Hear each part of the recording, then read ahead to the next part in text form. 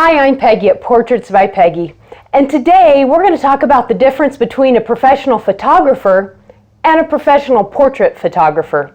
Now, by definition, a professional is someone that charges for their services. So really, all you have to do to become a professional photographer is charge somebody. So if somebody is willing to pay you, then by definition, you are a professional.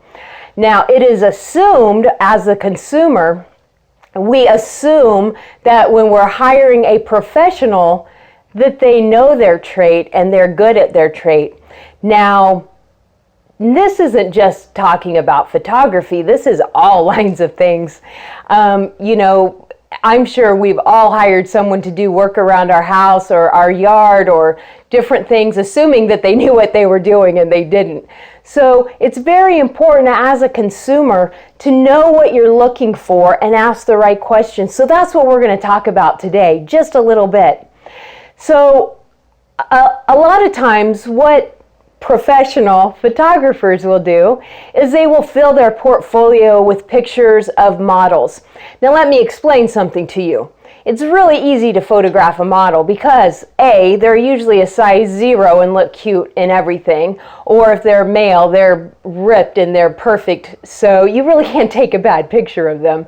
And on top of that, if they're a model, they know how to hold their body and position their body, and they know how to be in front of the camera. So a photographer really doesn't have to know that much in order to get a good shot of a model.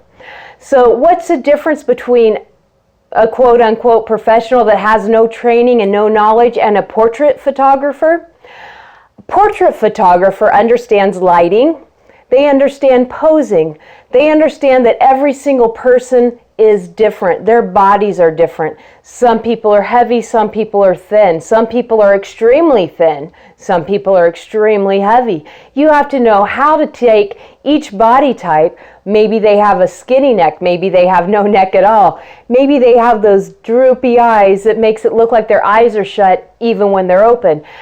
A portrait photographer understands what angle and what lighting is going to be the most flattering to that specific body type.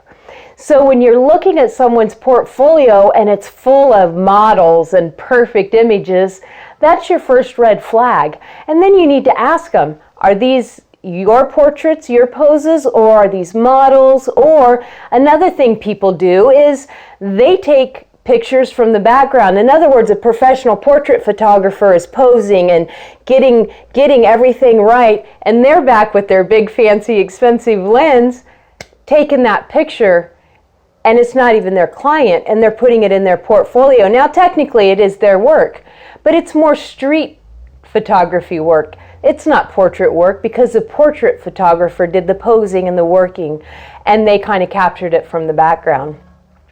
Something kind of humorous happened a week or so ago. I got an email from someone and she said, hey, I'm an up-and-coming photographer.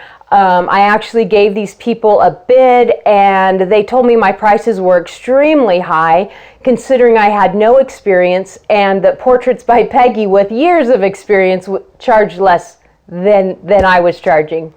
And I kind of got a kick out of it. And she said, hey, would you please, allow me to intern with you? Can you teach me? Can you help me?